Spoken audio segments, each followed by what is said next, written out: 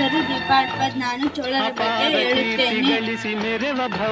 ಚೋಳರು ವಾಸ್ತುಶಿಲ್ಪ ಕೊಡುಗೆ ನೀಡಿದ್ದಾರೆ. ತಂಜಾವೂರಿನ ದೇವಾಲಯ ವಿಶ್ವವಿಖ್ಯಾತ ವಾಸ್ತುಕೃತಿಯಾಗಿದೆ. ಈ ದೇವಾಲಯ ಇದು 1000 ವರ್ಷಗಳಷ್ಟು ಹಿಂದಿನದು.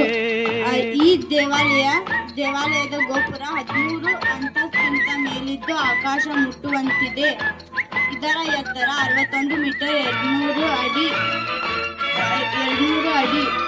ಈ ದೇವಾಲಯ ಭಾರತದಲ್ಲಿಯೇ ಅತಿ ದೊಡ್ಡ ಎತ್ತರ ಹಾಗೂ ಮತ್ತು ಅತಿ ದೊಡ್ಡದು.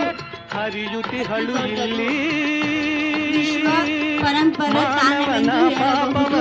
ಈ ದೇವಾಲಯದ ನಂದಿಯು ದಕ್ಷಿಣ ಭಾರತದಲ್ಲಿ ದೊಡ್ಡದು. ಚೋಳರ ಇನ್ನೊಂದು ದೇವಾಲಯ ಗಂಗೈಕೊಂಡ. ಇದು ಶಿವನ ಮಂದಿರ. ಚೋಳರ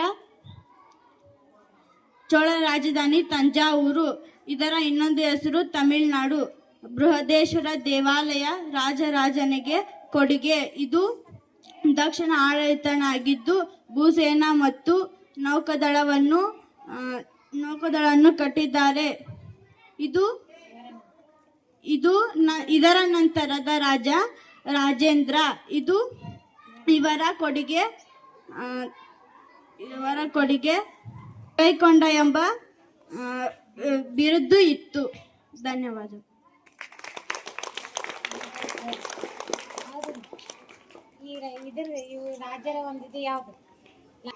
ಇದು ನಟರಾಜನ ಮೂರ್ತಿ. ಇದು ಕಾಳಿಂಗನ ಮೂರ್ತಿ.